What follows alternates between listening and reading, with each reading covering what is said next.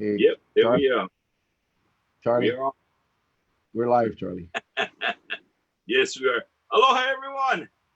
Welcome, welcome, welcome. Aloha, aloha Friday, everybody. Now, Aloha Tuesday. Friday. Let's let's Huh? let's let's freak these people out. It's Tuesday. Why Is it why we know it's Tuesday? It's because they lift the travel ban for inter-island travel. That's why. today is Tuesday? Today is Tuesday. Okay, well, then you're right. They lifted the inner island. I was watching the news and the guys was freaking out, man. Like couldn't believe how many people were at the Honolulu airport. There was a Yeah. ton of people at the Honolulu airport. What was surprising to me was how many of them were flying in from the mainland. Mm-hmm. Yep. From the mainland to visit their grandkids. And I saw one guy from San Francisco, and was kind of surprised how many people waited for the inter island quarantine to come. But the question is why? Because they coming from the mainland, they still got a quarantine. But Unless unless unless unless Charlie, today was a very rough day. From the morning to just a little while ago. And just want to share with everybody that right now, we talked about this, Charlie, and earlier, there's an issue with the passengers that are connecting to the outer islands from Honolulu. So you fly into Honolulu, you get off the plane, you get over to the inner island plane, you get on the inner island.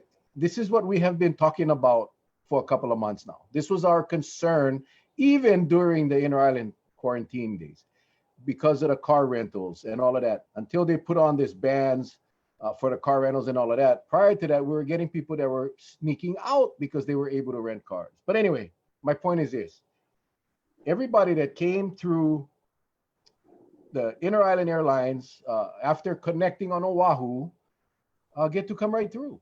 And there's a flaw in the system. Now, I put out the disclaimer. It could have been fixed between this afternoon and now, but today I found out, and I think you confirmed with your sources on Oahu that in fact there is a delay from the time those people leave their airplane on Oahu. From Honolulu Airport, they go to their inner island airplane, they come to Kauai, they get off of an inner island flight. There's no way of us knowing if those people should be quarantined or not. And that is scary. That is very, very scary. because of the system, because of the flawed system. Now, for those that don't know about the flawed system, the system was supposed to be somewhat using a color coding system, correct? That's what I So, was told, that they were going to yeah. have a yellow card and a green card. So Anybody that was subject to quarantine would have a yellow card, and those that weren't, the inner island travelers would have a green card. so let's get this straight for the people who just tuned in. What we're talking about is if someone comes from the mainland, resident or non-resident, and they have a connecting flight to Maui, Molokai, Kauai, Big Island. If Honolulu travelers from Honolulu want to go into island, the ban has been lifted. There's no 14-day quarantine, right? So they should be given a green card, my understanding. Mhm.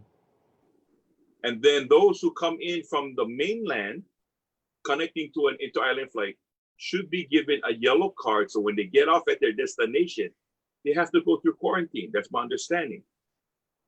But what Right. was The discovered, yeah, the checkpoints at each island terminal would have the TSA or the security force with the National Guard. Everybody coming through there needs a card, whether a yellow card or a green card. That was what we were told.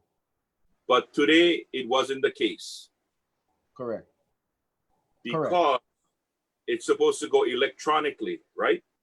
What we're told. Correct. But we were also told that electronic method takes 48 hours to kick in. Well, no. What's happening is the electronic. They were doing it by paper. The electronic thing. Now we get the mayor coming on tonight, and I know we're going to be talking about recovery. I know we're going to be talking about kind of expanding on what Councilmember Mason Chalk talked about last night. We have Nalani Brun, who's going to be on at 7 o'clock. The mayor will be a little late because he's doing a gig on KITV tonight. But we'll ask him tonight. I'm hoping, Charlie, and all you viewers, I'm hoping, because this I know, and this is props to our county. I know that this morning the county emergency management team, they all were down at the airport checking it out and trying to make this thing work. And I'm hoping that they got to a system that is working to protect us here, local residents on Kauai. So when Derek comes on, we'll ask him. And I know, I commend the administration for being there on the front. Yes. Trying to make this thing right. You know, that's the difference. You see, we are a county, and the transportation, the airports and the harbors are under the state, and that I think is where this disconnect is. And so we'll ask Derek tonight. Again, he's going to be on a little late, but I'm sure we'll have some time with him. At least he can give us an overview. Now, the county did come up with their own system. Now, and I believe it's the best system that they can based on what we have. I'm going to let him explain that. I don't want to steal his thunder, but I know that we're trying our best. But the fact of the matter is this, Charlie, we've been talking about this for a long time, is focusing our energies at the state level on devising a system to ensure. Now, we talked about it. We offered, give us 4 hours. We'll put the thing together. How they need to come with a system that ensures the safety of the people of Kauai and every other outer island. Now, how many months have they been talking about this? How many months have they been talking about this lifting of the inter-island quarantine? How many months have they been talking about looking at lifting up the mainland quarantine? Now, how in the hell can they not have a system? And this is out to the state. How can they not have a system in place? The yellow green card, to me, manual system. You don't have a card, you don't get through. You only have a green or a yellow. Green, you go. Yellow, you go. Now you go back to the quarantine line where you go and do your quarantine stuff. But this morning, I can tell you that there were passengers that came through that should be in quarantine that may not have been subject to quarantine, and we're perfectly free to go across the street and rent a car. So we are going to see how this pans out. And again, we'll let Derek explain a little bit. In fact, I'm going to ask him to share when he first comes on, because I really want to spend the time tonight to give him the opportunity, him and Nalani, the opportunity to share Kauai's plan for the rebuild. And I tell you what, I saw the Kauai Kupa'a. It's a great program. They have some good stuff. I looked at the application just today. I looked at the application for the grants, the CARES Act money. Yeah, it's a little long, but it's not difficult. If you're a nonprofit and you provide a service, it's well worth the filling out that application. And Patsy and I were talking about, some of the organizations that we know and we're involved with to go ahead and apply. I mean, if you don't get it, you don't get it. But you ain't going to get it for sure if you don't apply. So again, KauaiForward.com, and I think Derek will talk about that tonight, along with Nalani. And Nalani is our new Office of Economic Development Director. I always wondered why she didn't get that job earlier. She's awesome. She's an awesome lady. And you'll see tonight, she's brilliant. Hang on here. I have a question. My daughter has to fly out on Friday morning with my grandson to doctors at Kapiolani and come home the same day. Why does she have to fill out papers for both ways when it's the same day?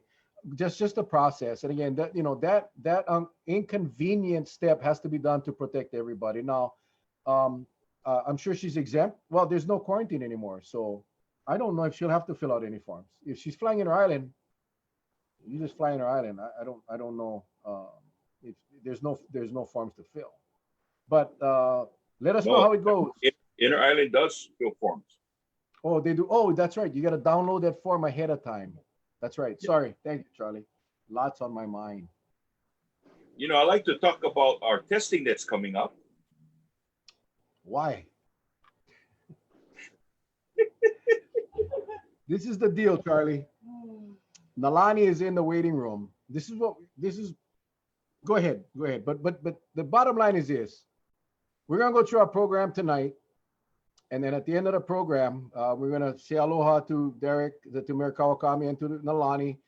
And I want you guys to stay on board. I want you guys to hang on. We're going to have a discussion. We're going to continue to talk more about the testing. But go ahead, Charlie. Well, share what you know. Share what you know.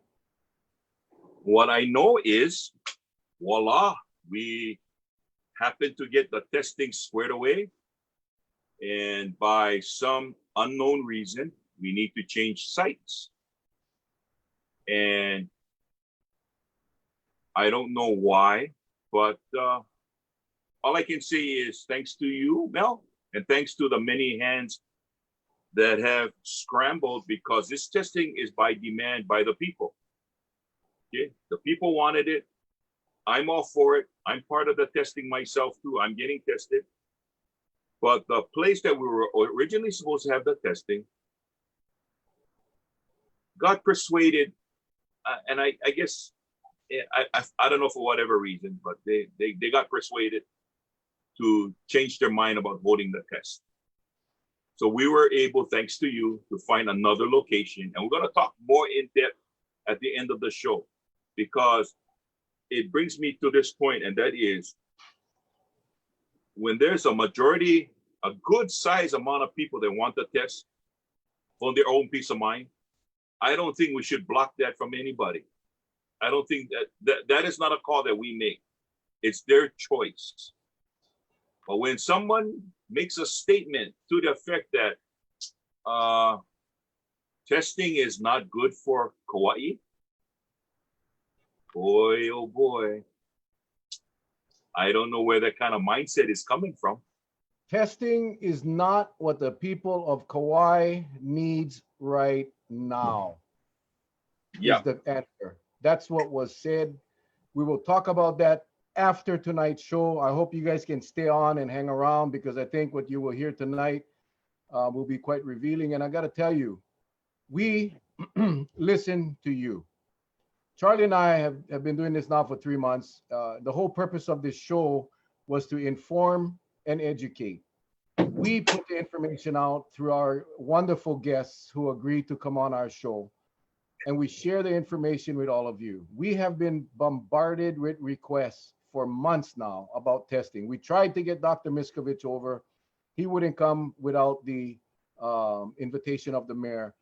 And then we asked Dr. T, and that's what we'll talk about tonight after the show, because I think it's only fair that the people know, because we went out because you folks asked. We always wanted the testing, but we would never force that on anybody. This is something that the people asked us. We facilitated it, and we made it happen. And so we'll come back to that after the show, because we don't want to steal anybody's time on such a. Yeah, Tyson is getting a little feisty. So anyway, we're gonna bring in Nalani. She's gonna come on, and then, like I said, Derek will be on at about 7:15. But we're gonna give Nalani an opportunity, and I love this lady so much. Look at her. I think we surprised her. Can you hear us, Nalani? Yes, I can. There she is. This lady is like so amazing. Oh, Yeah. the mayor is on. The mayor has come on. So anyway, let's introduce Nalani Brun. She is the director of the Office of Economic Development, newly appointed. Congratulations. Thank you. And let me just say, well deserved. Yes. I'm very, very excited for you, Nalani, and for this county. And I really mean that. And here comes the mayor is connecting to audio, and there is the mayor. Aloha, Mr. Mayor. Can we hear you?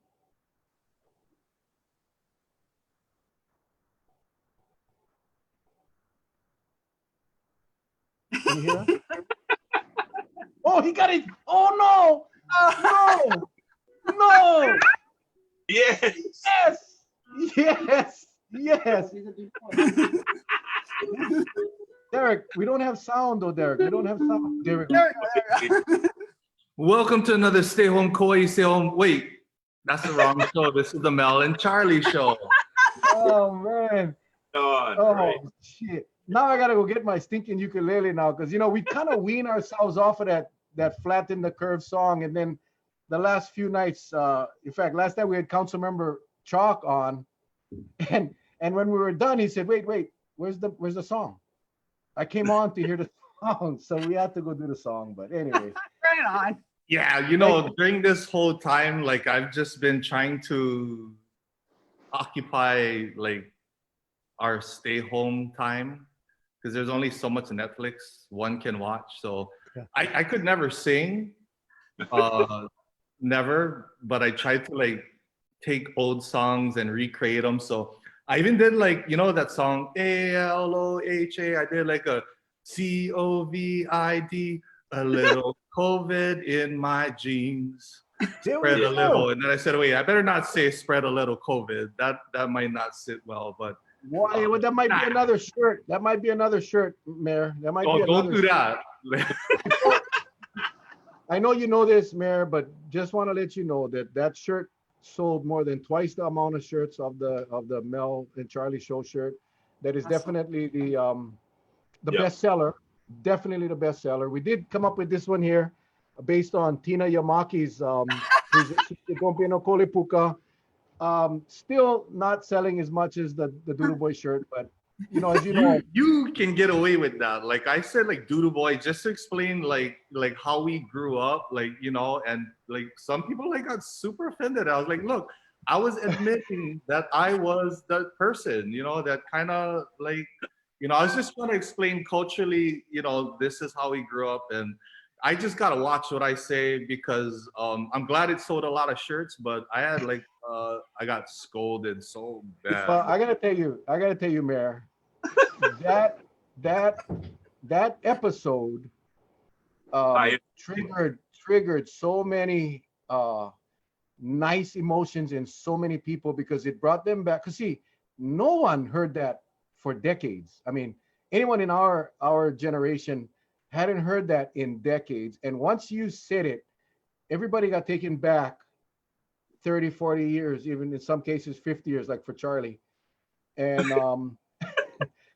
but it I gotta tell you, man, that thing was it did a lot for me. It for Patsy, all of us that said, wow, yes, everybody remembered it. Now I apologize for those that may not have had heard that in the past, and it kind of maybe sounds awkward, but for those that understand it and understand the cultural diversity that we have here in Hawaii, you did a lot. That you brought a lot to a lot of people. So thank you for that, and it also generated $6,200. I mean, with the other shirts, and a very generous donation from one of our viewers to the Hawaii Community Foundation. So thank you for that, Mayor. I appreciate Thank that. you. 100%. And of course, we appreciate the two of you being here today. We had Mason on last night to talk about a little bit about his involvement in a committee, the educational part. But we're hoping that you folks can share with us your programs. I was just talking before you guys came on that the Kauai Kupa, all of those things, the video and the programs that you guys have designed for this island in the way of the CARES money and all of that, phenomenal. We're encouraging everyone to apply, everyone that can offer a service to apply and go after it. Yeah, I just want to turn it over to you guys. And is that you, Charlie? No, Pepto-Bismol works well. Pepto-Bismol works really, really well when you.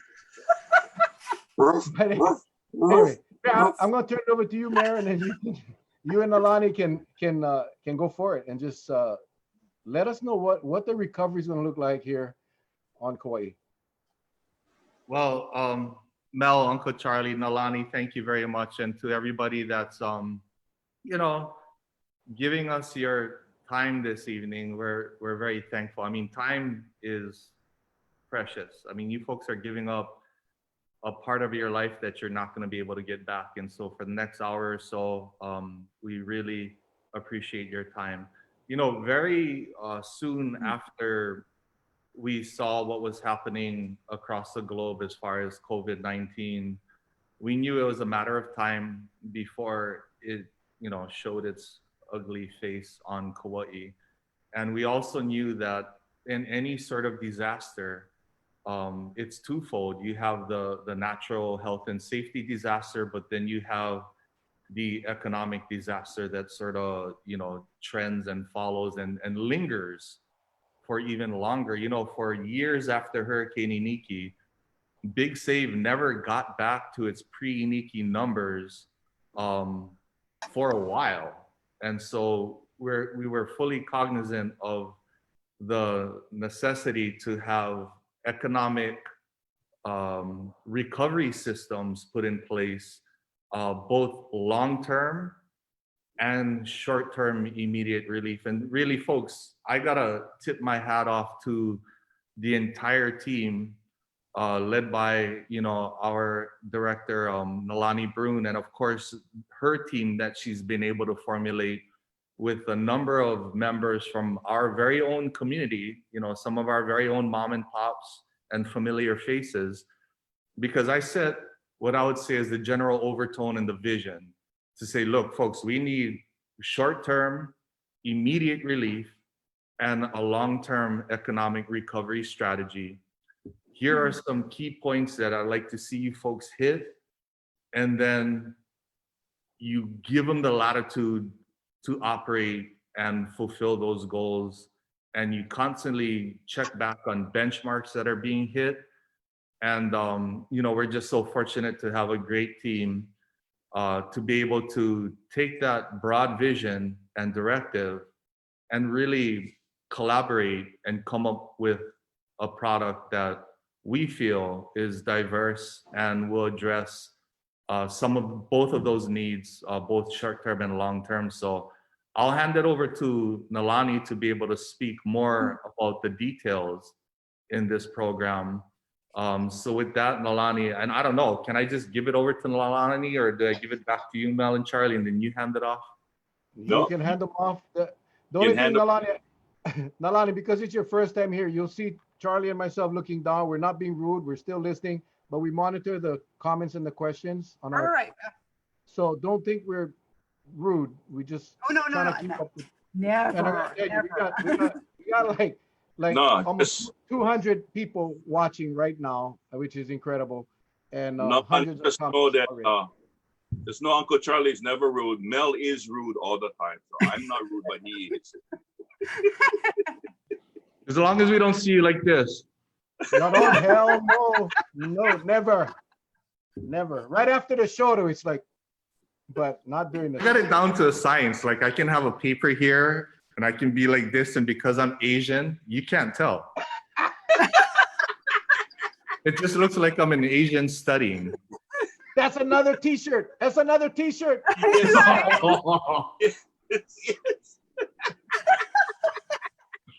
Okay, sorry. Somebody's saying this is going to be a laughing contest between Nalani and Charlie right tonight. But anyway, we're going to get serious right now, Nalani. Go ahead. Okay, we're gonna get serious. Yes. So anyway, I mean, just as a quick history, as it was all happening, we actually were very lucky. We got started pretty much by mid-March. Mayor directed us to get going, and this was just as we were kind of all figuring out that we're shutting down. So luckily, I think we got ahead of the state in that way, and that we started creating teams at that point. And we had several different sectors that were meeting. We couldn't include everyone because, of course, at that point, we were just kind of learning how to use Zoom. So we were losing people left and right trying to get these groups together. Where typically we would meet as a group. We had to learn how to do it in a teleway, and it wasn't always that easy. So, but this was a crash course in how to have groups meet together and have them actually be able to give good information. So we kept the group small because we didn't know how many people could actually give feedback and it be useful. If the group was too big, we felt that would just not happen. So we just kind of went with a speed group. We got a group together in each of the sectors, and they just started to meet. And the purpose was, like Mayor said, was to try to come up with short-term and long-term goals. Of course, knowing as it began to fall and we watched the visitor industry fall very quickly, we realized once again, as we all knew, that we are a one industry economy, and it's just not going to be beneficial for any of us if we don't figure out a way out of this. Now, we've tried it many, many times. I know I've done it many times under different directors, trying to find a way out, but we hope that the one silver lining would be that we would find a way this time because we had to find a way. And so a lot of the recommendations coming out of the CURST or the Kauai Economic Recovery Strategy teams had to do with trying to turn the ship, which is really hard. It's like a big train going very, very fast. And we have to find a way to slowly nudge it in a direction. So that was the marching orders for the teams, was to not only think short term, but to also think long term. And then we had a whole specific team that just kind of concentrated on looking very much forward into the future and making those changes and recommendations. So the futures of the sustainability and technology team, they basically came up with ideas for lots of the different groups. They came up with for ag, and they came up for education and for tourism. So they were very forward thinking. And then you had the guys that were very sector specific, like tourism or ag or health and or education. And they kind of honed in on those areas.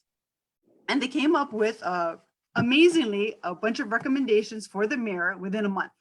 And it was torture. I mean, everybody was meeting constantly. We're trying to meet by Zoom.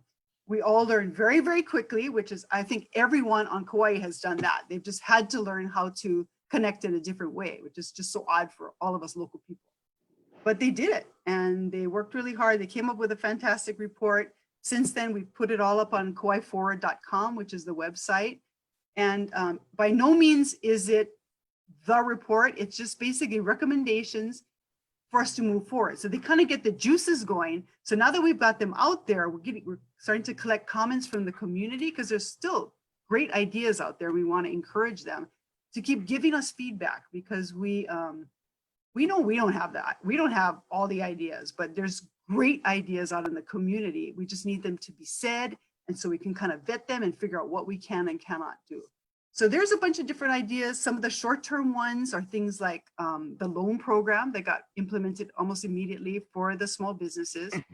That's happening. That our partner, Kauai Government Employee Federal Credit Union, they actually pulled that program off for us. We have a committee of a lot of banks, some insurance agencies, real estate people, all led by Reiko, our finance director.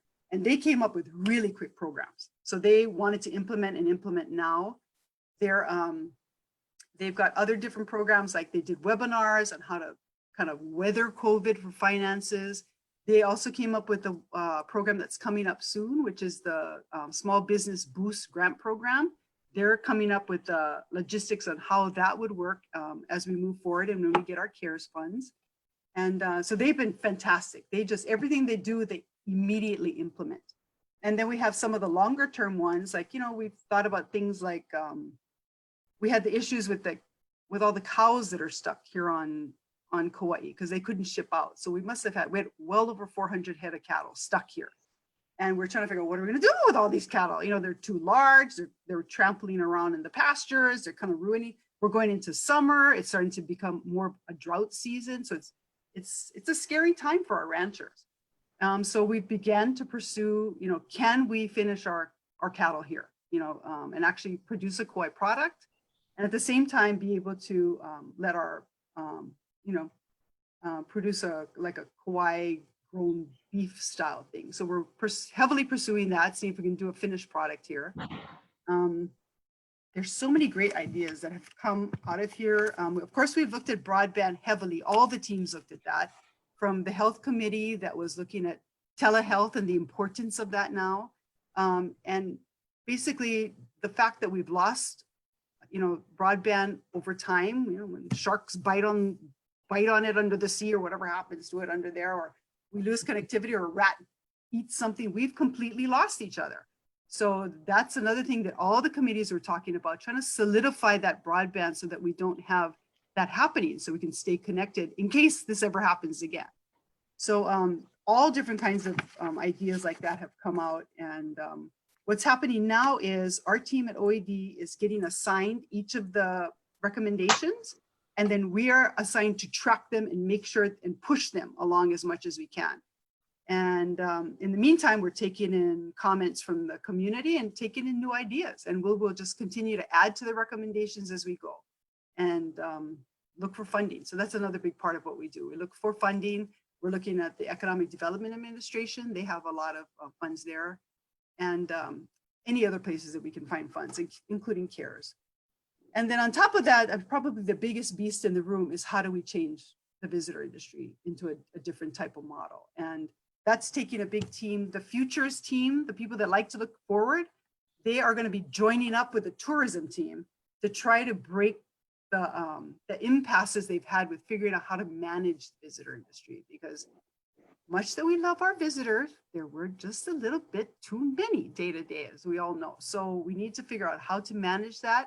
Our old funnel system, I'm sorry, go ahead. Let me ask you a rule, and sorry for interjecting this. No. I think, background is always safety, especially when you're on an island state, we're in the middle of nowhere. How is the team looking at tourism, managing tourism with economics? Because, or I should say economics with safety.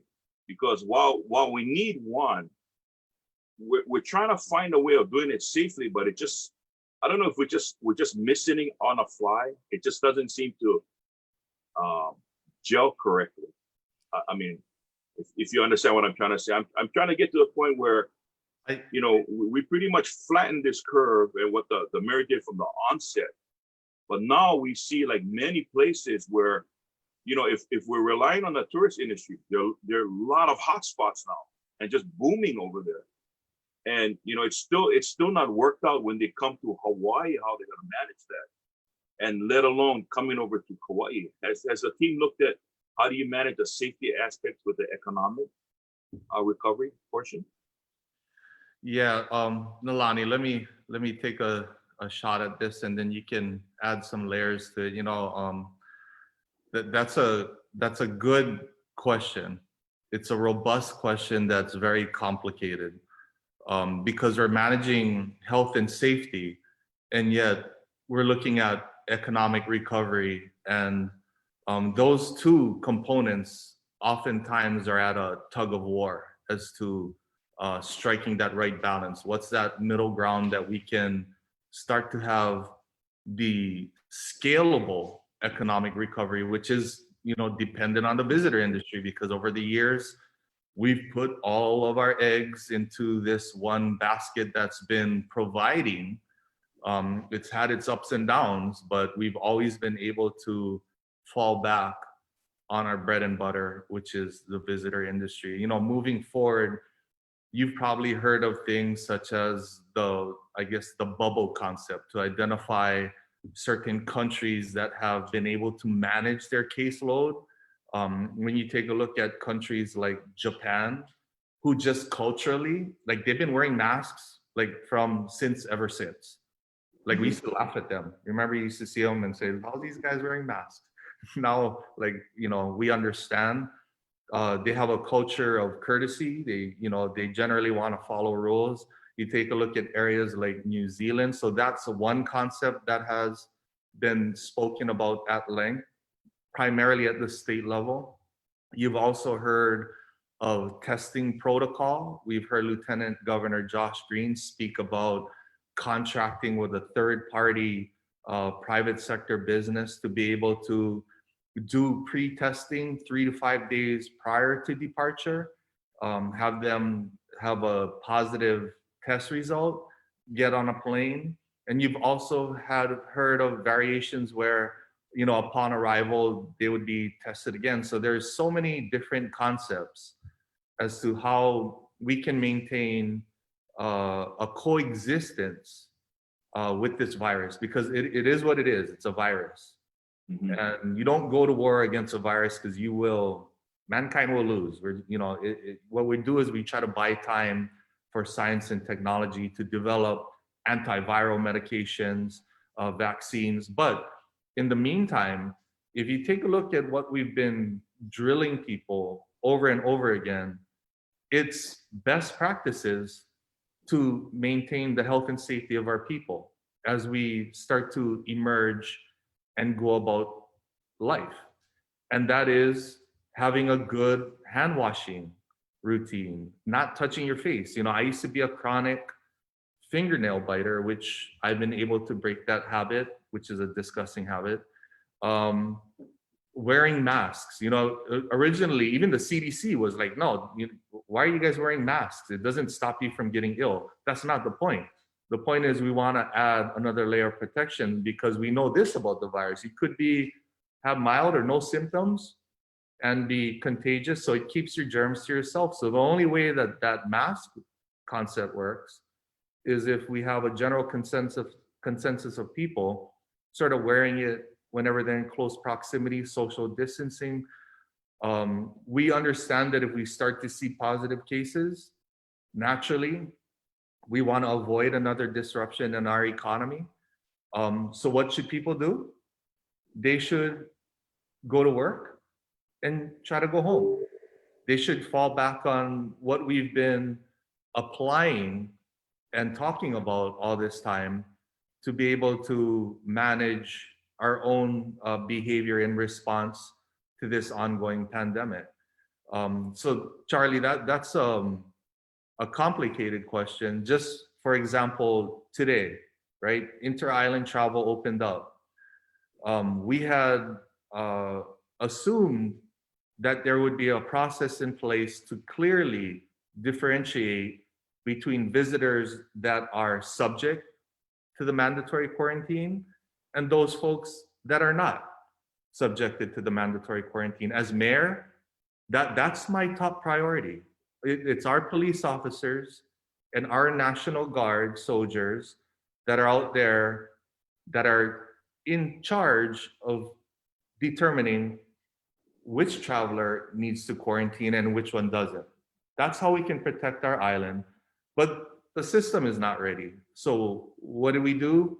We very quickly came up with what we feel was the best solution that we could come up with in a very short, compressed amount of time. And we came up with the Mahalo Green Card process, which basically vets these passengers and these arrivals, and we are able to effectively bucket them into mandatory quarantine, no mandatory quarantine. You get a green Mahalo card, you drive through the checkpoint, you're on your merry way.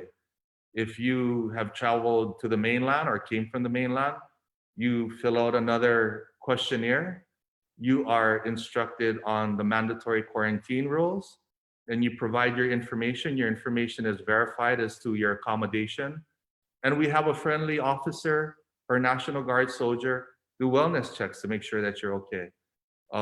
So all of these things, we can plan, but unless you can execute, it's sort of say, what's the best way to use it without me getting in trouble or having another t-shirt made? Unless you can execute it, it's just a philosophy, and philosophies don't work. And so that's what we're really tasked with. So I know that as of today, inter-island travel is happening. If and when, and that remains to be seen, when mainland and international travel will commence, we better have these systems in place well in advance. In fact, we should test run it during this period before we say, hey, e como mai, welcome to Kauai. These systems need to be beta tested. The wrinkles need to be ironed out. And that's really the only effective way to speak about what you just talked about. And Nalani, you can add on anything else that you feel you can add on. Nope, you've got the latest and greatest.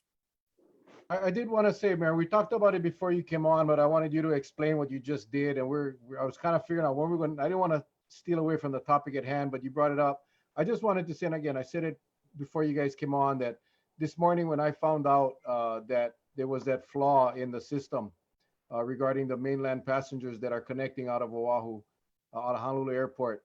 That, of course, my go-to gal is your chief of staff, right? And your team was at the airport. Your entire emergency management team was boots on the ground at the airport, observing, figuring out how the heck we're gonna fix this thing. And it was the county, Mayor, under your leadership, it was the county that came up with the Mahalo Green Card. And again, that's worth saying and commending you and your team for doing that, to do as best as we can to ensure the safety of our people. So I want to personally thank you. The people want to thank you. I understand a lot of it is based on this passenger that comes through and fills out the paperwork, and we rely a lot of it. Some of these guys, depending on what the boarding pass looks like, if there's any indication that he was a mainland passenger, then obviously we know. But if there's no indication, then it's kind of like an honor system for those. Yeah. Very much so. I mean, it's like it's like back to square one, right there. I mean, this is a new challenge we're dealt with, and so I know that things like this will happen. They've happened before. We're not surprised by it, and it's to no fault of anybody. It just happens. But in those type of moments, look, we spend about a blink of an eye complaining, and then we hit our fist down and we say, all right, let's go figure this thing out. So we had a team very quickly be able to conceptualize, one, what are we trying to achieve? As mayor, like I said, my main question that I'm trying to have answered is, who is arriving on Kauai that is subjected to the mandatory quarantine and who's not? It's 2 questions. So you break it down to as simple as you possibly can, right? Keep it simple, silly. And then we formulate those procedures and process to be able to answer those 2 questions. And you're right, all of our laws are based on the assumption that most people are law-abiding citizens that want to follow the rules. And I go back to after Hurricane Iniki, I went to Oahu to play football because football was my life. And back then it was crazy. Like, I got my driver's license on August 19th. And on September 11th, Hurricane Iniki hit. And my parents shipped me up to go live with my brother Doug, and they shipped my vehicle up. And so I'm driving on the H1 to head towards Makaha with my bodyboard, and I had a fishing pole, and I got pulled over. And so, I'm a country mouse in a big city. And the first thing I said is, hey, I was just following everybody else, and I was driving, and the officer kind of looked at me and he goes, looking at my license, sees I'm from Kauai, and he must have had compassion in his heart to understand, hey, I'm from Kauai, we got hit with a hurricane. But he said, brother, you go fishing, huh? And I go, yeah. He said, you ever caught all the fish in the sea? And so it really resonated that, this system is not a perfect system. But for the most part, most people are law-abiding. They want to follow rules. But we are unique in the situation that we're the only island that has a checkpoint at the airport. So those 2 primary questions may be a priority for Kauai, and it may not be the highest level priority for the other islands. But for us, we had to get something up and running for our officers to be able to differentiate between the 2.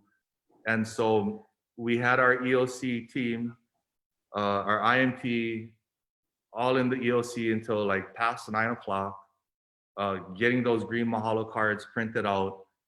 We had some little hiccups in the morning when we went down to go visit the airport, but they have been able to iron it out. And as the influx of visitors continue to arrive, we will see how this system works out.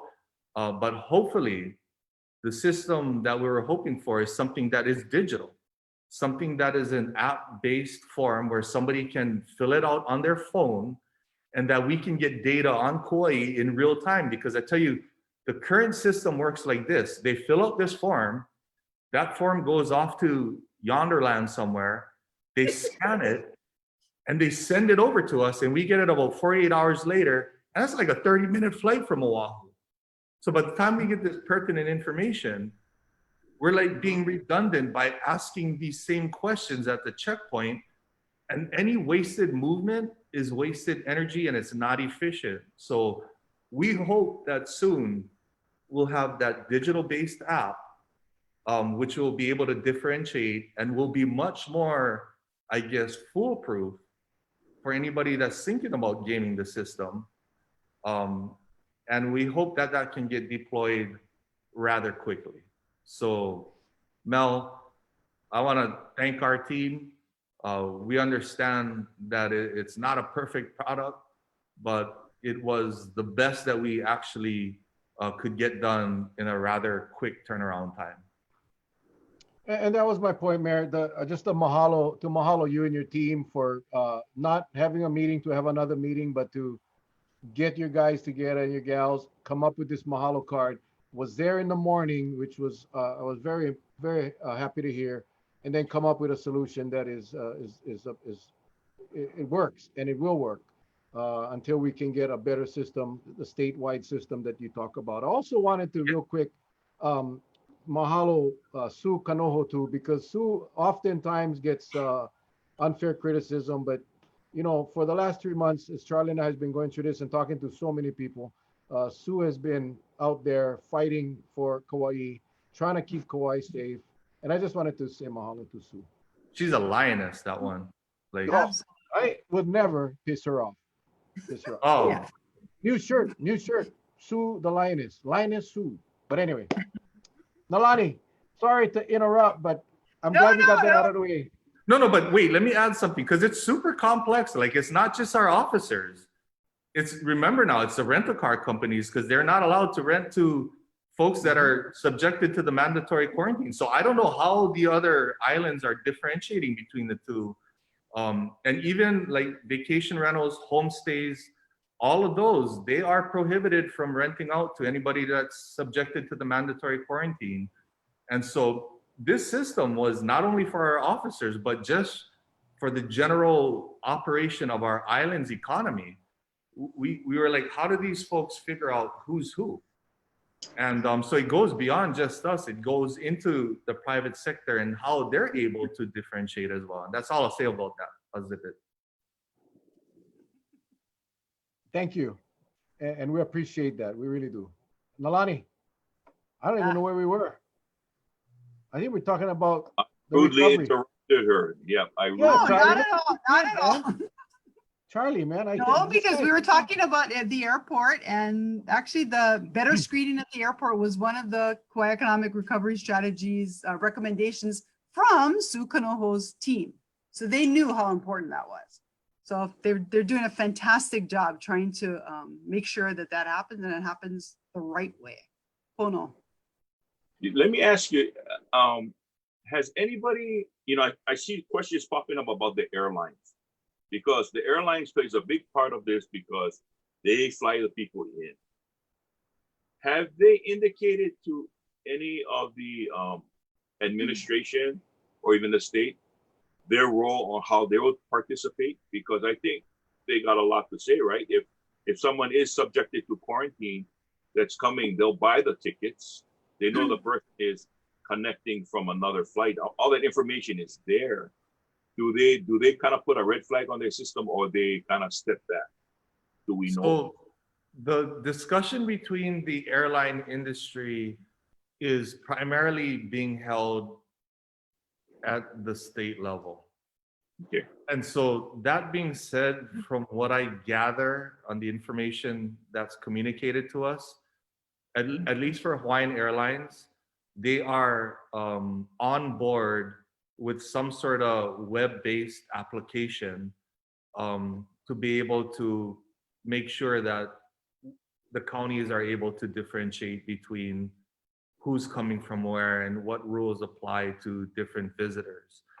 That being said, even if they weren't, that doesn't stop the state of Hawaii from being able to accomplish what we're trying to accomplish. If you look at the state of Alaska, they have on their own website the form that these travelers should and need to fill out. So whether or not the airlines are on board is not pertinent to our ability to accomplish what we're trying to accomplish. Of course, if we could get buy-in, it'd be greatly appreciated, especially for an industry that we're all working hard to sort of reboot and get back up and running, because they do, you know, I mean, we're in the middle of the ocean. We rely on the airlines to get us places. But that being said, those type of decisions are made at a corporate level, and the conversations are being primarily held between the state and the airline industry themselves. But from what I understand, Charlie and Mel, is that as far as Hawaiian, they've been very much on board. They do have concerns about making sure that the beta testing works, because they want to avoid some sort of crash where people disregard the system. So the last conversation I had with the governor is say, look, let Kauai be the beta test.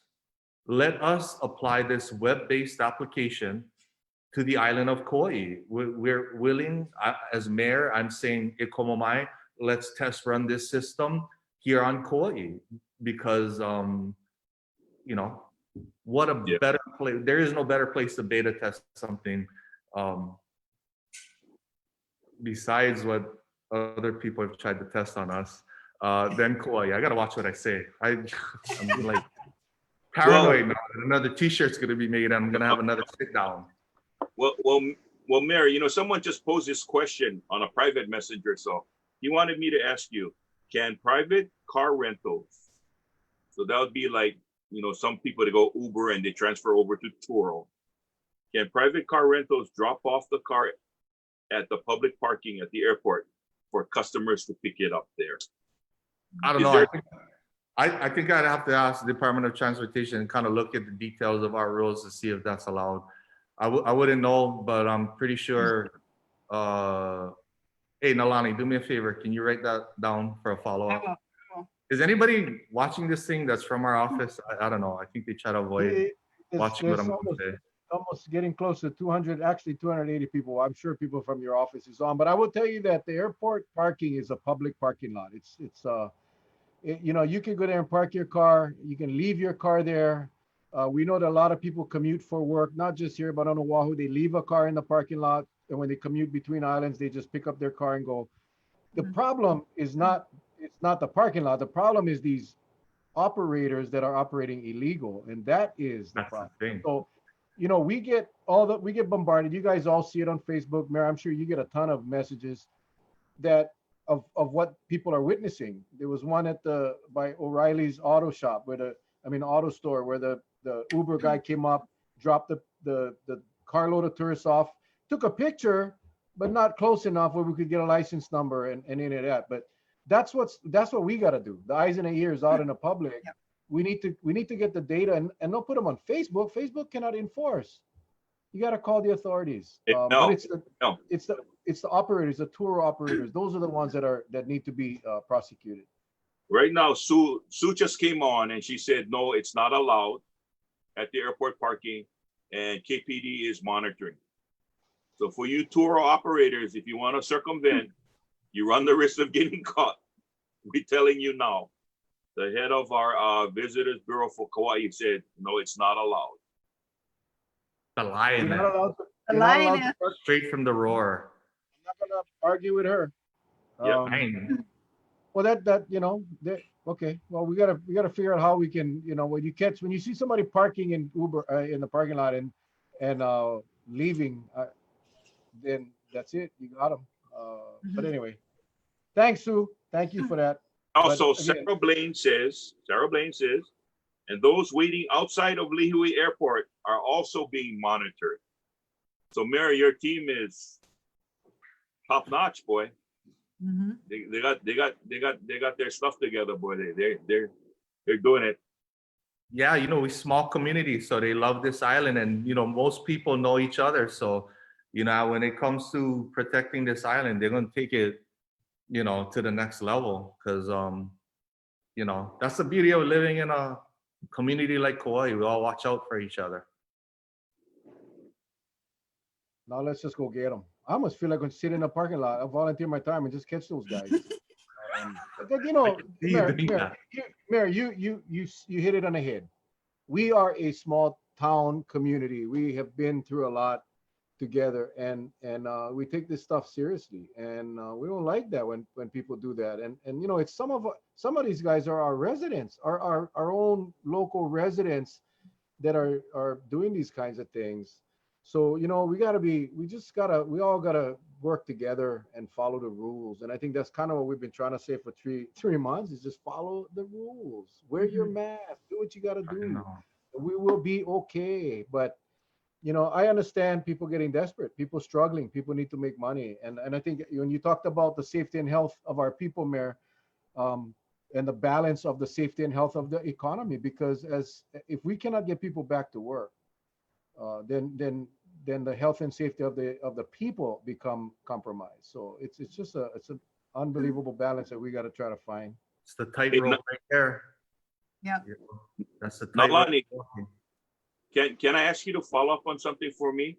Absolutely. Get my pen. You're the same person who asked about the private rentals being dropped off at the airport, and Sue said it's blocked. He states that last night at 10 o'clock, after the roadblocks broke down, someone dropped off 8 different cars at the parking lot. And this person brought it to the airport's attention that somebody's dropping off rent-a-cars in the parking lot. But the airport said they cannot do anything about it. Might want to check with somebody. Yeah, this is at late at night, so I don't know what time the parking lot closes. I know they close at one time, but what time? That'll kind of be something to look into. Be interesting. Yep. What are you doing after the show, Charlie? What are you doing tonight after the show? What are you doing after the show tonight? I am cooking for my wife. There you go. That's my answer. I'll meet you by the airport at 9:45. I'll be there. Yeah. Let's go. Let's go do this, man. Seriously. No, I won't be there.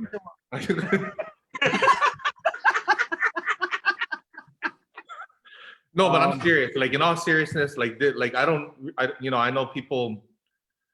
Hey, I mean, in all seriousness, hey, I get it. You know, people are struggling. Like, people are getting desperate, and you know, and that's why we're grinding away. That's why I'm glad Nalani is here, because, you know, their shop has been, as well as other departments, just grinding away tirelessly until we get through this, because of this type of desperation that we're starting to see. Of course, some people are just going to try and game the system, whether they believe that this pandemic is real or not. Some folks will always try to thumb their nose at what's best for our community. But, you know, these folks that are renting vehicles, it's critical that if they're under a quarantine order, that they not be allowed to have a rent-a-car, because they're going to be potentially putting this whole island at risk. And that's where that critical component of being able to differentiate between the two arrivals is critical. And so I know that we kind of make light of it, but boy, I tell you,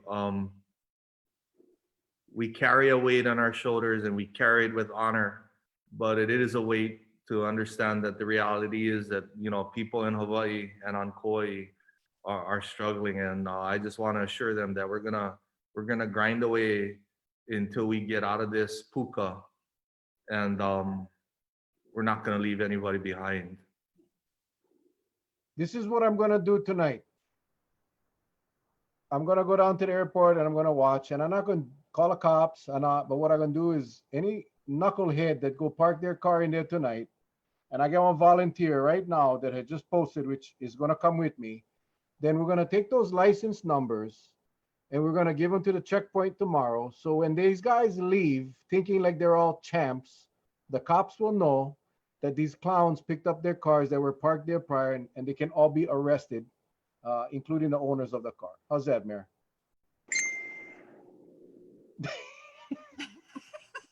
I don't know if I can condone like vigilante stuff, dude. I mean, I don't know. I gotta be careful, you know what I say. Like, I'm still learning, you know, as mayor. Like, I gotta be careful. Like, when I say something that comes out of my mouth, people actually believe it. Like, you know, like it's gonna happen. And so I'm like, It must be tough, sometimes yeah. I speak out loud, and then like people say it's gonna happen. I'm like, wait, I was just like thinking out loud, and so I gotta be careful. You know, I don't want to Yeah. send out the wrong message, and we're gonna have a team Don't of worry. renegades out there. Okay. Don't worry, Never man. mind. I felt that mental tilapia coming from you on that last. I just gotta be careful. You know, I should have never. That was a wrong question to ask you, Charlie. Is that okay if I do that, Charlie? Yes, you can. You have Yeah, that's what I wanted to hear, man. That's what I wanted to hear. No, it's not vigilantism. This is really just being the eyes and ears. And I'm not going to confront them or approach them or arrest them. But I can tell you, they're going to be surprised when they leave that checkpoint tomorrow, thinking they're all cool, and then bam. But don't tell them your plan, because they're all gonna work around your plan now. Like, you gotta keep that thing on the down low. I gotta believe that tonight, and this is part of it. It's, you know, law enforcement is deterrence. You want to deter people from doing something wrong. So for those of you that love your brothers and sisters that are doing it, call them up and say, don't do it. For those of you that don't watch our show, tough. Yeah. You'll find out tomorrow. Don't do it. Don't. So, all right. Anyway, vigilante volunteers, stop it, Rhonda Morris. You stop it. Man, we need to edit this show. We need to do this like recorded. We cannot be doing this stuff live. That's the thing what people appreciate is they really get to see us now. And this is what I appreciate with you and Charlie doing this.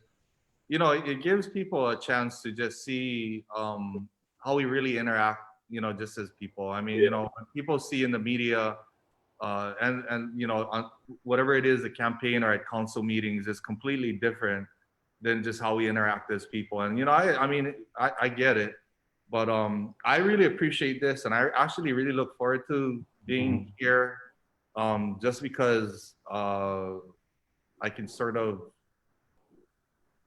not be as censored, I guess, as a normal day to day.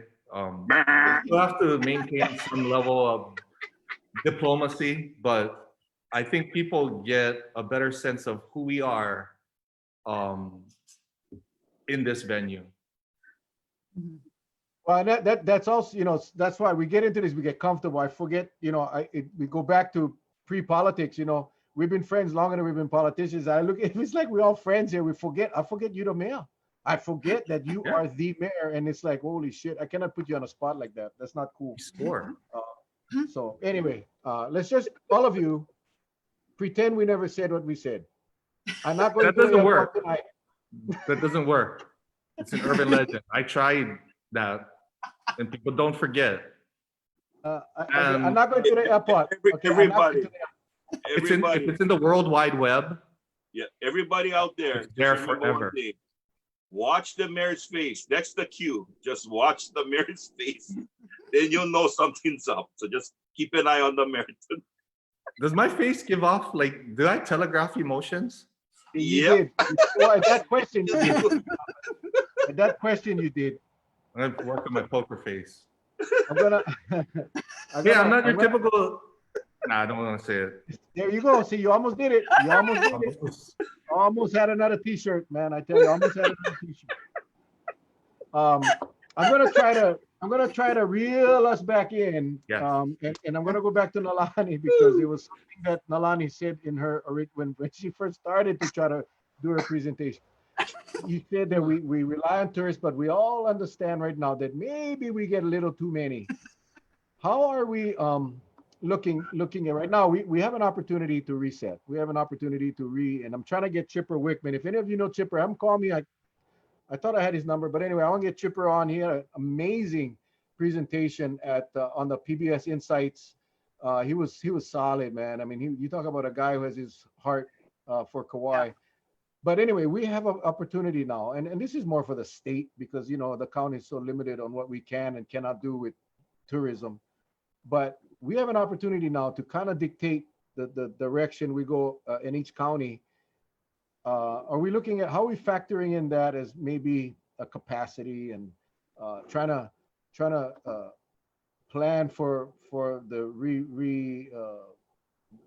the rebirth of Kauai in a way that we can all coexist, because we're not going to get rid of tourism. It's always going to be a big part of our economy, but it doesn't have to be so overpowering. It's amazing how we can get around now without all those rental cars on the road. But has that been discussion point in you guys in your meetings?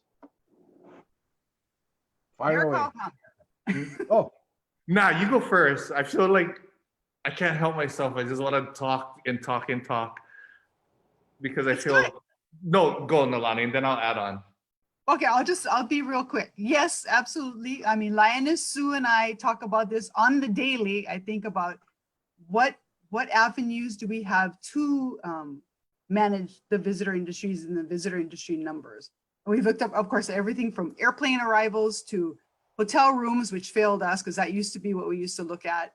And then more recently, it has been about hotspots and can we control people where they can go. So similar to what KA did, that's the magical thing that they made happen out there, where they limit the amount of people out there. So only so many people can get tickets to go to that place on any one day. So if that happened in different areas and a visitor was looking at coming here, and we already had 20,000 people here per day, and they couldn't get a ticket, would that be enough of a deterrent to push them off into another time and we don't have as many? So that's kind of been the biggest discussion that the Tourism Strategic Plan group has had, trying to figure out if that's a viable way to do it. We're just looking at ways to try to control movement and how many are willing to come at any one time. Okay, Mayor, sir. Yeah, you know that's a key point. And Nalani hit the nail. Wait, hit the head on the nail. Hit the nail on the head. Really, when you break it down to basic business principles, though, is the state really needs to be able to identify who our target market is. What type of visitor do we want to attract? And what kind of policies and legislation can we put in place to ensure that we are marketing these islands to that specific target market? For example, Big Save. We knew who our target market was. It was for your local Kama'aina customer that was looking for unique products that weren't being carried in your normal chain. So the state of Hawaii really needs to think about who our target market is, what type of visitor do we want to attract. And I can tell you the type of visitor that I'd like to attract is one that's going to be respectful, that is going to visit Kauai and spend a lot of money. I don't necessarily want to attract somebody that's going to visit Kauai, and I'll say what it is. It is what it is, and you're going to see it in our policy. I don't want to attract visitors that want to come to Kauai to camp unless they're willing to pay for it. We take ourselves too cheap. I don't have the number off the top of our head, but for a non-resident to come here to Kauai and utilize our pristine environment and get away with it on pennies on the dollar of what I would pay if I wanted to go visit a national park on the mainland, we've taken ourselves way too cheap. And it is what it is. And so we're going to be proposing a non-resident camp fee, because some of these campers, they never leave, like they camp permanently. And we want to create certain systems and process and policies in place that if you want to come here and enjoy the great outdoors and camp, you're gonna have to pay for it. We've talked about having parking availability for our people and taking a look at how we can capture some revenue with parking fees for non-residents. And we were able to pilot that sort of system really quickly, sort of like the Green Mahalo card, in the first initial phase of this evolution when we did the beach park user fee. Remember when we were trying to really make Kauai like not a cool place to come? We did things like curfews and, and beach park user fees. So these are all sort of components that we can control within our realm that we're starting to look at. Of course, what it boils down to is political will. Because it's gonna be hard. Any type of change, whether it's good change, bad change, just change in general, is hard for people to be able to embrace. But nothing changes if nothing changes. And so you're gonna see a lot of the industry say, hey, if you do this, it's gonna collapse the economy. If you do this, people are not gonna wanna visit Hawaii. Hey, when we take a look at rental car capacity, like how much rental cars can this island hold? It's obvious now, like how much rental cars are actually on this island. Like they're in the parking lots on a day-to-day. It's very hard to assess because they're out and about, they're moving, some of them are in parking lots. So it's hard for anybody to really capture how many rental cars are on the island at any given point. And now we have this unique situation where we can once again sort of hit the pause and reset button and make these very tough decisions that are going to be critical in our ability to have a vibrant economy that does not erode away at our quality of life for the folks that are left behind. When everybody says, I had a great time, I'm going back home, I'll see you guys next year. Look, we're the folks that are left behind, living day to day to make this place the home that we love. Well said. As this thing, I was in a council for many years, and we talk about taxi. We remember we had the discussions about taxi cab licenses, and we had to do a lottery, and only so many licenses. Throughout this ordeal, I've had a lot of time to think, and I think about those discussions that we had. Why did we limit taxi cabs, but there is no limit on rental cars? If we want to get people, and again, I'm thinking out loud, Mayor, and it's like, obviously, I wasn't thinking back then because it just seemed like, because that's how we did it. But now, as I look back, why wouldn't we provide more taxis and less focus on the rental cars? Because we have absolutely no limit on rental cars. But we do on cabs. And so again, I know Mason talked about it last night about how this new discussions, a new budget going forward this year will probably be okay, but it's the next one that we're going to have to start looking at fees. And he talked about those types of fees, the non-traditional fees. But you're right. You go to the mainland, you want to enjoy one of their beautiful parks, you pay. And yet we have an opportunity on Kauai where you can camp 365 days a year. We don't have a winter. We don't have all of these things. So we basically have a money opportunity to raise money and not let these people take advantage of us. It's a good point. Really. Well, I knew from long ago when I was a police officer on Maui. I'll give you a really good example. Maui land and pine, best pineapple in the world, right? They pick it, they send it to the mainland. The mainlanders can buy $2 a pineapple, but it's turned around and it's sent right back to Hawaii where we got to pay $6-7 a pineapple. This was back in the 80s. So that was pretty much an eye-opener for me already about what we have to treasure. And if it's part of an economic drive, it's sent, and then when it's sent back, coming our way. And if we want to pick up on that, we pay astronomical prices on it. So we had a guest on one night where we talked about how everything comes in to the state because of ship or by air. And we've sort of held hostage to that. But the question I have for both of you now is that taking that mix of ship and air, do we have a number, or has your strike team think of what is it going to take to run this county efficiently and keep it at a smooth pace without overdoing ourselves? Because Mary, you brought it up about the rental cars, and I drive by, I look at Kmart, the old Kmart, and I did, that's all rental cars just from one company. And then there's another one by the stadium in the back in the field that's from another company.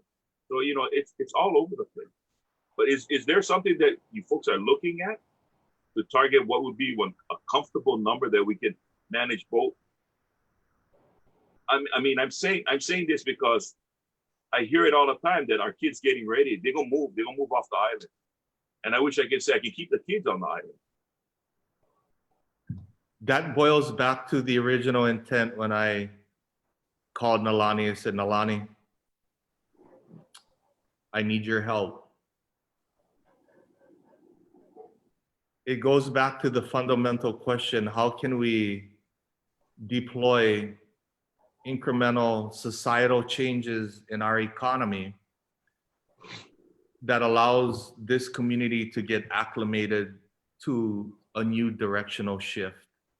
And I say that because to turn on a dime is nearly impossible. I know that a lot of people have that expectation, and I wish I could be able to deliver, but that sort of paradigm shift is a curve.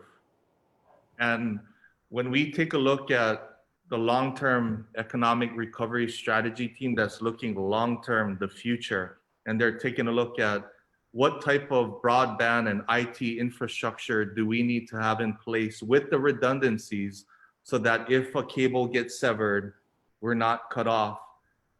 What sort of infrastructure needs to be in place for those jobs that have relatively low environmental impact, but they can keep our local talent at home, and jobs that can pay what has been spoken about, that living wage. Those are sort of where we start looking at how can we increase our economy into industries like health and wellness. Do we want to structure our visitor industry to be a destination of health and recovery?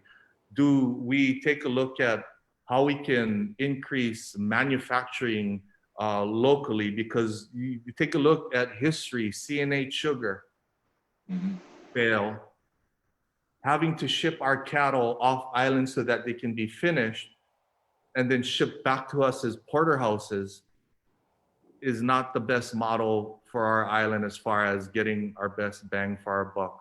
How do we create more jobs? So Charlie, that question is going to require the sort of political discipline that our administration is committed to, as far as focusing our energy on not just having a visitor industry, because folks, nothing happens without that baseline economy. It is what it is. And that's an honest answer. You have to have a vibrant visitor industry for these components to work. But where do we start shifting our focus and providing more resources for these very focused channels that we want to see moving into the future so that our kids have hope? Like I've mentioned it before, that's the biggest change I've seen in my relatively short amount of time, is when we were growing up as kids, we still had hope. Like as little kids, we had the hope that if we study hard and we work hard and we stay focused, we can get a house, we can raise a family, we can be successful. And you know, when we go and visit kids nowadays,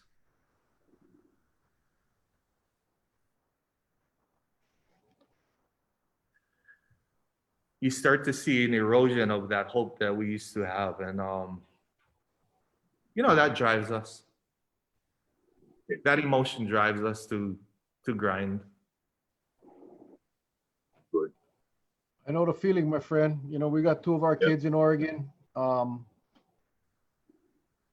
adjusted to that life. You know, that my grandkids gonna be Oregonians. They're not gonna be Hawaiians. They're not gonna be from Hawaii. They're gonna be from Oregon, and it sucks, you know. And there's nothing here for them. And you know, it's the drive, like you say. How the hell we do it? That's another thing. I mean, there's a lot of people that say, get rid of tourism. That's not gonna happen. You know, that's simply not gonna happen. And for those of you that actually think that, you're dreaming. But there is an opportunity to have a visitor industry that is vibrant, but not destroying our culture at the same time. And now I'm not smart enough to figure it out, but that's kind of the concept that everybody needs to agree on, accepting the fact that we're not going to make tourism go away, and in the tourist industry as well. I mean, it's always easy to get a visitor to come to Hawaii, getting them to come back to the island with an experience that is a good experience. That's the ticket. Like your store, right? They're very easy to get anyone to walk into Big Save, getting them to come back, treating them right, giving them a clean area and reasonable prices. That's what that return customer is the ticket, not the first timer. So lots of work ahead, but it's going to take everybody to work together, and everybody's idea is going to have to be addressed. So Yeah. we are going to have tomorrow night. I just confirmed, thanks to Joel Guy. We just confirmed Joel Guy and Chipper Wickman for tomorrow night. A great discussion that we can have tomorrow night about what happened in Haena and how they, a simple plan to control and limit the number of people into an attraction. And look at how more beautiful that place is, how much more pleasant it is to go down there. And everyone freaked out. You cannot stop the people from going. No, well, they did. But anyway, that will be for tomorrow. Yeah, and it's not, I know like for some people, they may get offended. I gotta apologize. It's not like we're trying to, hey, I'm very thankful for our visitor industry. I mean, we relied on them to provide people with jobs, and they're gonna continue to do so. And look, we're gonna do what we can to get these folks back to work. But it just boils down to what the real definition of aloha is. When we tell somebody you cannot go there, it's not because we know more aloha, it's just because you cannot go down there. Like, like Queen's Bath, it's like, come on. When we talk about carrying capacity, how much folks can actually enter into an area, and it's simple. It's just we're trying to achieve balance. It's like even our campgrounds. I proposed the idea, and I don't want to freak anybody out, but I said, yeah, I really believe that campgrounds shouldn't be open 365 days out of the year. I think there are certain times where you close the campground down, let the area come back. I mean, look at Blackpot. People are not driving on the beach, and it's working, and this island gets to see what it looks like when we allow an area to rest. I mean, I'm a surfer, and I can tell you, I get to see firsthand some of the wildlife come back. Some of them are scary wildlife, but they're coming back. And so I think that's what we're trying to achieve, is just a balance. So Nalani, how are you going to fix all of this? You are the director of the Office of Economic Development now. I'm gonna and good choice, by the way, Mayor. Solid choice. So what? How are you gonna fix this? Really? Oh. One foot in front of the other. One foot in front. It's gonna be chipping away at it. We're gonna keep putting these little things in place. Rather than taking the big bite, we're gonna take little bites until we have it worked out. It's how it's always happened in the past. At one point, you hit the balance. You make your world small, Mel. That's what you do. You make your world real small. You look up and you see this mountain and you're thinking, how the heck am I gonna get over this mountain? I go back to my mom's words of wisdom. She says, son, I don't want you to look up at that mountain. I just want you to look 10 feet ahead. Just get up 10 feet, and then you get up 10 feet, and then you get up 10 feet more, and you just don't quit. And that's just life in general. When you have a monumental task, you keep your world small and you chip away at it, and you just never give up, because it is a monumental task. But we have the right team, and this is the deal. I mean, it's the whole community that's involved with this economic recovery strategy team. Endurance. That's the name of the game. Somebody was on here, Nalani, that said that they saw you win a Tahitian dance competition at the Cocoa Palms many years ago. Many years ago. 1991 or something like that. That is amazing. That is amazing. I don't think I was there, but I spent a lot of time in Cocoa Palms, in fact. And we're gonna have to try to dig up a video of that hula or the Tahitian dance competition. But what I really want to do, Derek, I really want to. We should all do that COVID song. I mean, if you can help us with the words. No. No, seriously. Well, you already did it. I did it to bring some joy, not to get like. Well, I think it was a great evening. I appreciate you guys spending. We even went over the time, and guys, Can I do this stay with again us. with you guys? Stay with us. Stay with us tonight, everyone. Once we're done here, Charlie and I are gonna continue to have some dialogue. So don't go nowhere. But if you can help us with COVID, a little. Can you give us the words? And we're gonna do it because I know Charlie knows the keys, and I know if you can help me with the keys, I think it's. Then we'll do it. We'll do it. We can all sing. So it's COVID, a little. What? Go ahead. What was it? He's not gonna answer. He's not gonna. Sarah, let him go. Sarah, let him go. Oh. I thought it was good, man. I really thought it was good. No, it wasn't. It was terrible. Charlie, you know Aloha. Okay, so we just need the words again. Shucks. I can rewind. OHA. No, COVID. ID. ID. COVID.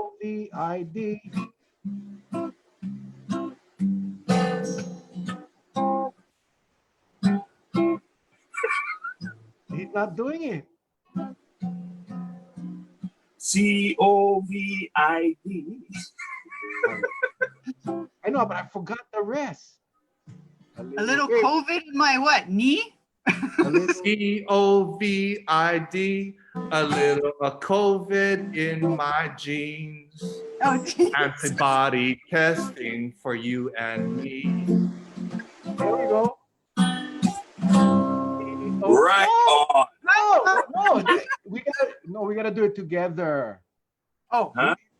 Yeah, he just told us the words. Now we're gonna do them for real. Ready, Charles? Okay. Nine, get ready. ready. Look at all the emojis. Look at all the emojis. Crap. Here we go. COVID. There. Here we go, Charles. Here we go, Charles.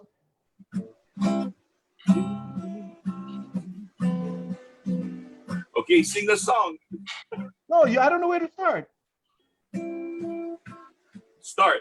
See, you gotta help me. COVID, a little COVID in my jeans. With a little COVID. you guys are no fun. Thank you, Mayor. Thank you, Nalani. Appreciate that. We're gonna have you guys back as these things evolve. I'm really interested in what's going on at the airport, Mayor, and appreciate again for you guys' quick response and action. I got to tell you, man, you made a lot of people comfortable tonight. I love it. Thank you, guys. Nalani, thanks for all that you guys are doing. And we'll get you guys back. Just got a word in. Just got a text. The parking vendor, because of what was discussed tonight, will be locking down the gates and will be locking. No cars will be allowed in after 10 o'clock. They're locking everything up. So I just got. Yes. No. That's what you wanted. They don't want to deal with Mel and the Marauders and his vigilante team of ninjas. Charlie, are you serious? Yeah, I just got the text. That sounds almost like the X-Men, Mel and the Marauders. You know, I can see him like. I tell you what, nobody would see me. But I would Oh, you'd be so obvious. Oh no, I get my face paint. I get all my face paint and my. Camel. Trust me. And nobody would see me, but I still walk around with my blinking, flashing light on my back. So Yeah. You're so obvious because you just laid out like your whole game plan, like on Facebook Live. Like, you know, like I'm like the first thing I'm thinking, like if I'm like whatever that rental car company is, I'd be like, oh, this guy's telling me his whole operation right now. Yeah, but this is what we're going to do. We tell them that, but we're going to actually show up at their base yard. Well, this is the deal. They don't know that the gate can be locked at 10 o'clock. Yeah. That's all I'm gonna say. You just told him. You just Mayor, literally told them. Mayor, deterrence is 50% of the strategy. Yeah. We But you we guys try are to smart, though. deter. We try to deter. We do. Okay. All right, you guys. Thank you very much. We're Thank going. We're you. gonna hit. Thank you Gonna so be- much. We will be in touch. Get you guys back on because Yeah. you guys are good fun. You guys are super Yeah. good fun. Okay. Hello, everybody. Bye. Good night. See you guys later. All right. All right. Yeah. Hey, Charles, that was a very good show. I gotta tell Yep. you, man, that was Mel with his wrestling clothes on. Look at now, they are freaking out. Yep. Mel's Marauders. Hey, that's a new shirt. Mel's Marauders. Yep. I actually did go to Waipahu for 1 year. I was actually a junior marauder, Waipahu Intermediate. But Yeah. anyway, hey, thank you guys for staying on tonight. We wanted to share a little bit. We didn't want to take away the time from our mayor and Nalani, and again, mahalos to them. They amazing guests, awesome. Yeah. We today were informed that the State Department of Health had an issue with us facilitating the testing of for COVID. I talked a little bit about why we do what we do, why we are here every single night, and we don't do this for no recognition or pay. I mean, we do it because we saw that there was a burning desire to inform and educate or to learn what was going on. There was really nowhere you could go to get the information in one place. So that's what this started out, just so for us to get people that were on the ground running, they were running the front lines, they were doing the thing and getting them on this show every single night to share information and then have some fun as well. But this stuff is all, thank you, Sarah, as well. Sarah, amazing. Yeah, Chief of thank Staff. you. I gotta tell you, Sarah, you guys rock. So anyway, we had tried for a long time to get some testing on Kauai, and with all respect to the mayor, to do the COVID testing with the nasal swabs, the requirements were strict. And while I agree to some extent with the state, with Dr. Behrman telling us last week or this past week on the show, where she said that they didn't think that we needed testing on Kauai because of the low numbers. Well, understand, I agree to a certain extent. What we were hearing from the people, what we were hearing from all of you was we wanted to be tested for antibody. We wanted to be tested. Many of us felt that we may have gotten sick early in the year. We never got tested. Many of you had gone to the doctors after thinking that they may have the virus and were denied the test. The requirements for the test was so strict that most people going in weren't getting the test. So we fast forward 3 months, and now people are saying, hey, I talked to my friend today whose relative was on a cruise ship in February, got sick, never got tested. A lot of you were sick, never got tested, couldn't get tested, till today are getting denied testing. Going to the doctor, asking doc, can I get a test? No, you don't qualify, whatever the case is. So we went on this journey to find testing to bring it here. We started with Dr. Miskovich. Miskovich was willing to come, but he was not gonna come unless he was invited by the county. Total respect for that. Absolute respect for that. And then we brought on Dr. Trubkovsky, former Kauai resident, former Kauai doctor. We asked him if he could come on the show. My strategy was to ask him on the air if he could come Kauai to do some antibody testing. We did that. He agreed, and we started the ball rolling. Malama Pono reached out to us, asked us if they could offer their space.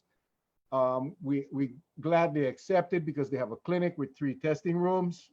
Everything was cool. Everything was set. Dr. T was coming down. We had donors, private donors, to fund the airfare. And everything was set. We're excited. And everybody was applying or registering online. Dr. T said we're filling up quickly. The people of Kauai deserves to have an opportunity to get tested if they want to get tested. Honolulu, Maui, Molokai, Lanai, all had drive-through testing. Kauai never did. Kauai never did. We were denied that. finally we had an opportunity through the generosity of Dr. Tripkovsky, Dr. T, who was willing to bring his team to Kauai and set up shop for a day. Malama Pono, very generous in offering their location. And again, everything was set up. And then today I get the phone call. I get a phone call from Malama Pono that they were contacted by the state and that in fact the state strongly discouraged them from participating in this event. Strongly. Now, I love Malama Pono. I love their executive director. And they were put in a very tough position. I do not, I would not want to see Malama Pono, who does a lot of good work for this island, a lot of good work, risk any kind of repercussions that they may get from the state because they're funded from the state. So the best thing to do, the right thing to do was to basically go look for somewhere else and not allow Malama Pono to suffer because the State Department of Health does not believe, and I'm gonna quote Dr. Behrman, Kauai, hang on, I'm gonna quote it because I don't want to be taken out of context.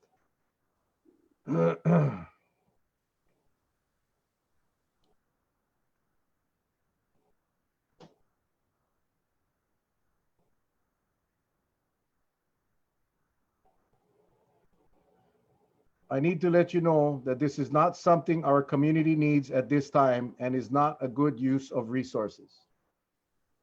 First of all, who is the state to tell us what is good for our community and not? Who is the state to tell us that this testing is not what you need at this time? You, the people that have been asking for testing for months, and that it is a waste of resources. Now, let me tell you something. Dr. T purchases his own resources. He doesn't take from the state. He doesn't take from DLS. He buys his resources. He buys his tests. He's not impacting anybody's resources but his own. I'm really, really angry because you folks have been asking for this for a long time. I just cannot see how any organization, any state, anybody can come down and try to impact, take away what we try to put out for you folks. Now, I also want to mention that Malama Pono was not going to get paid a cent. They volunteered their facility.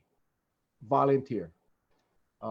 They went over and above to allow this to happen. So obviously, we had to make a decision. And I spoke to Dr. T, I spoke to Charlie. For me, it was real clear. It was real clear. The show must go on. Dr. T initially, when he first found out and he said, maybe just cancel, but I said, Doc, please, no, I'll go find a place. And I went to Kauai Beach Resort, spoke to the general manager, Mick Minacola. Mick from Kauai Beach Resort said, Mel, whatever you guys need, we will accommodate. And they did. Within 10 minutes, I got a call back from Kauai Beach Resort, says, how can we help? Connected Dr. T with Debbie at Kauai Beach Resort. Within 15 minutes, done deal, set up. Everything is, no appointments gonna be affected, just a location. Now, I'm not saying this to bash the state, but I felt in the respect of Malama Pono, for them. I'm going to tell you, the executive director called me crying today, crying. She felt so bad, she still does. And I just want to say, this is not about Malama Pono. This is not Malama Pono. I would not allow Malama Pono, even if they came and said, Mel, Charlie and I would never put them in a spot that may hurt them in the future because of politics.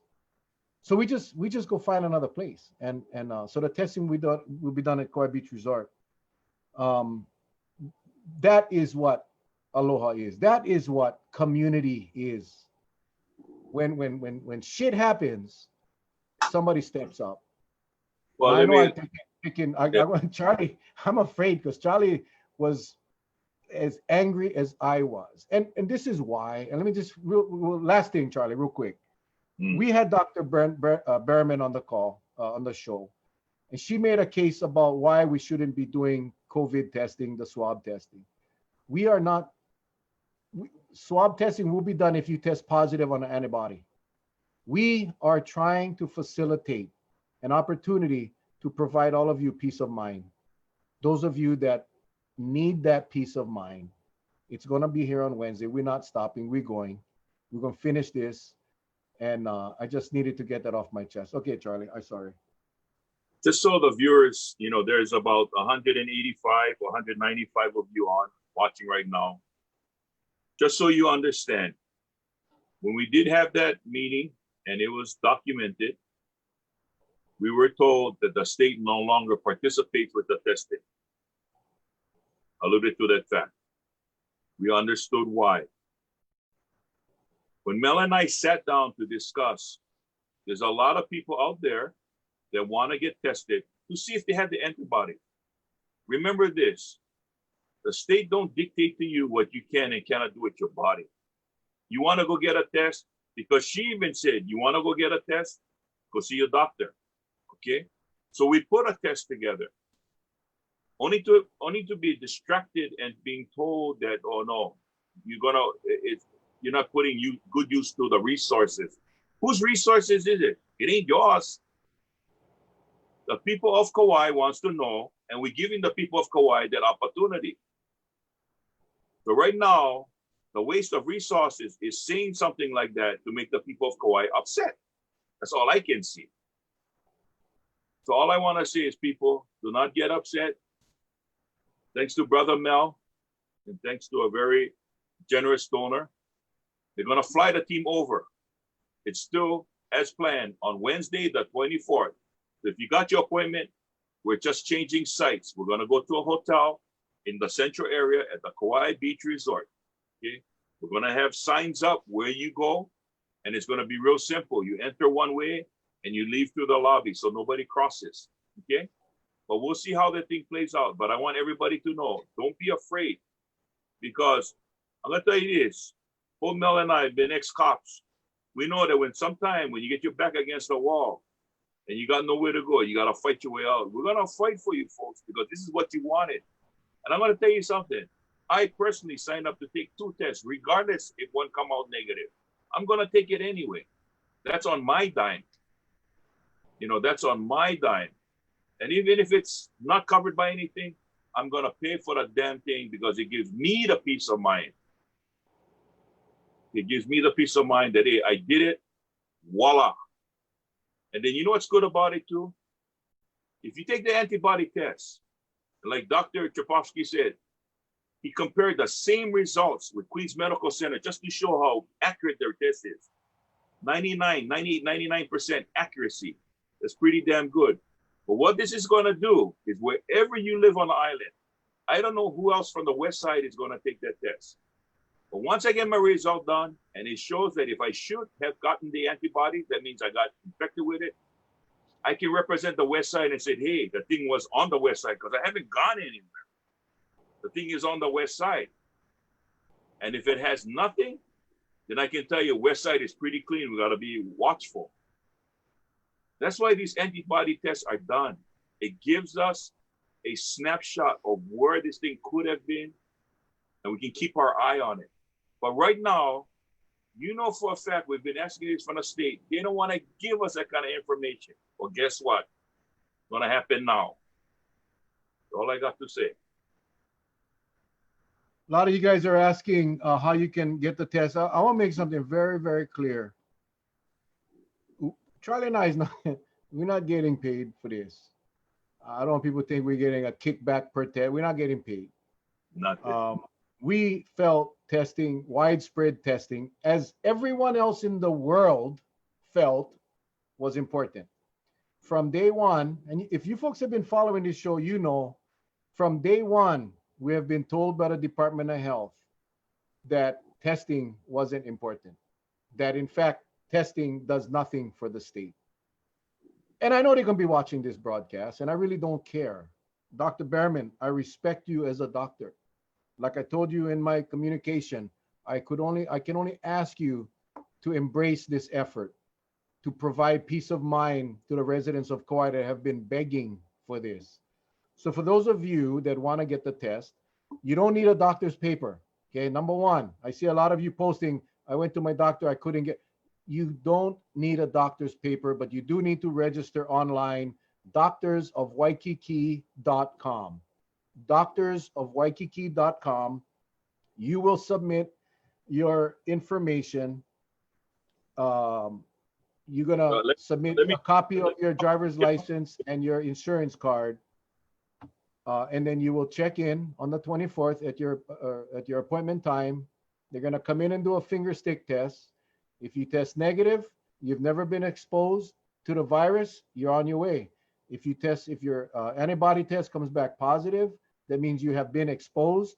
Then they're going to do a swab test. That swab test will determine if you have the active virus in your body at that time. And if you are, then obviously you go isolate yourself. So that's what this is all about. But the primary test we're doing here is the antibody test. And I think that is what many of us want to know if we have been exposed in the past. That is what we're doing. And if we gotta, if I was telling Charlie, we gotta go set up one tent someplace. We're gonna do it. Dr. T is committed. Charlie and I are committed.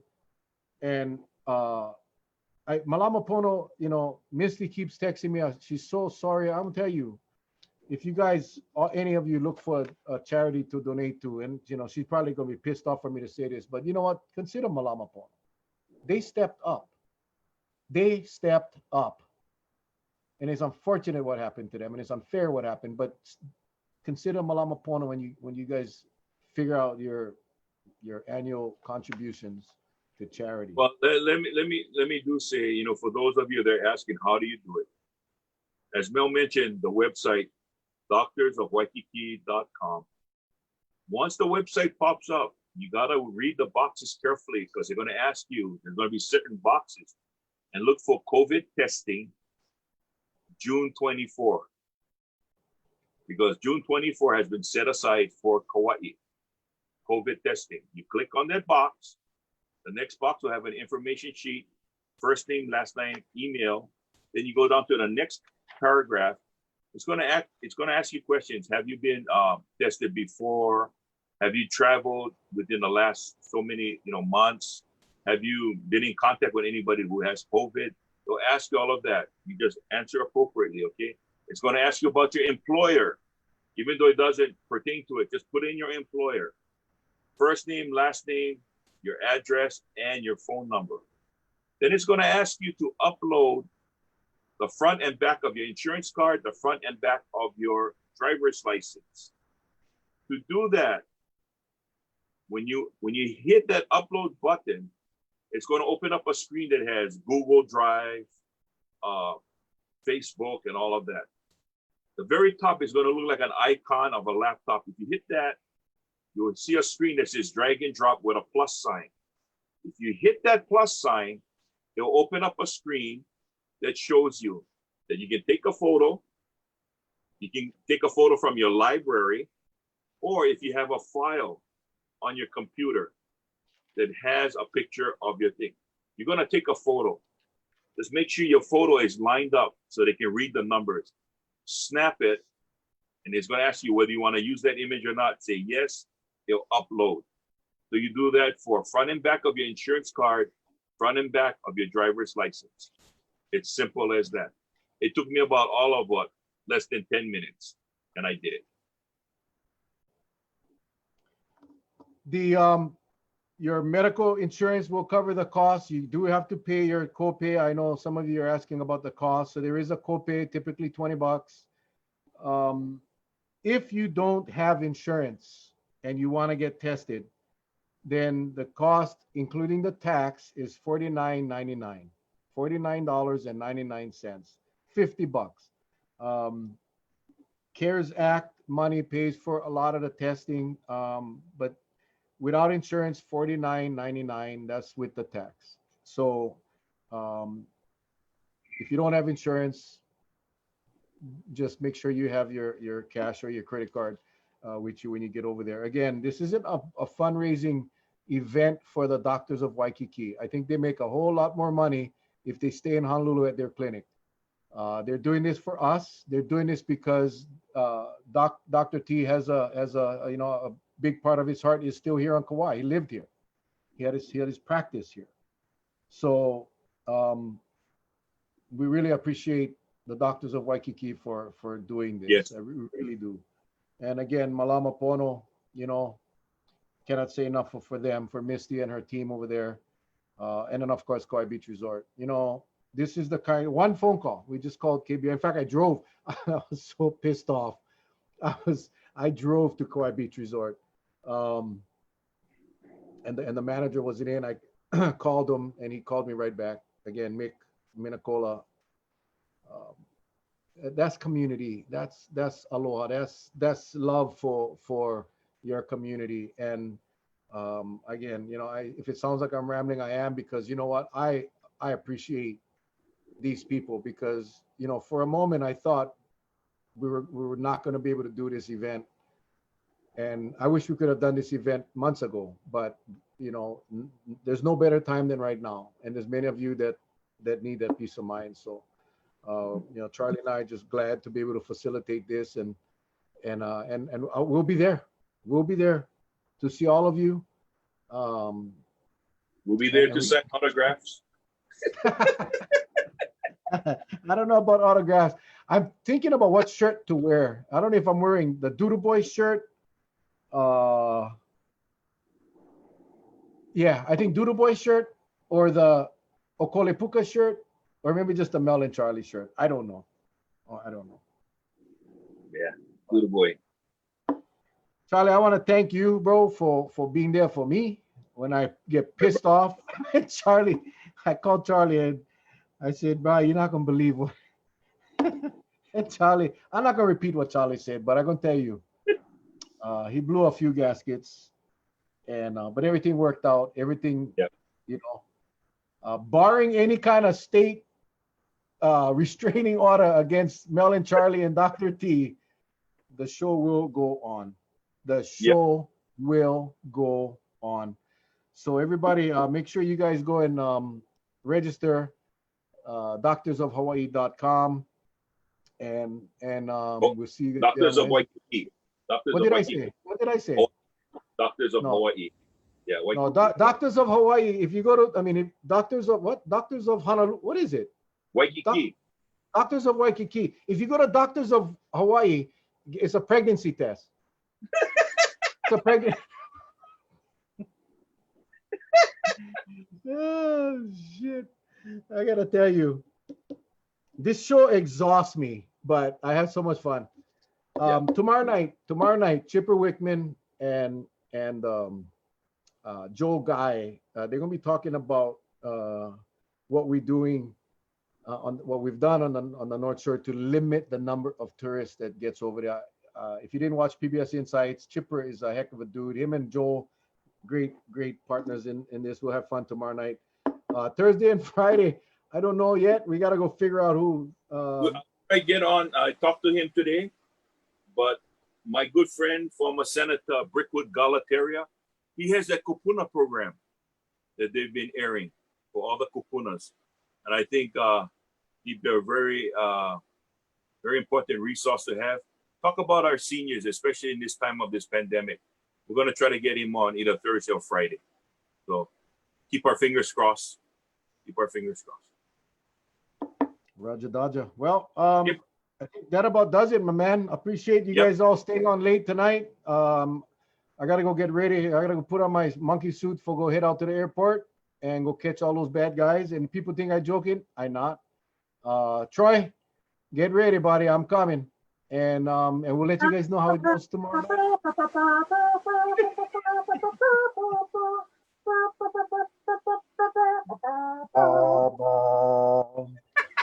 Aloha, everybody.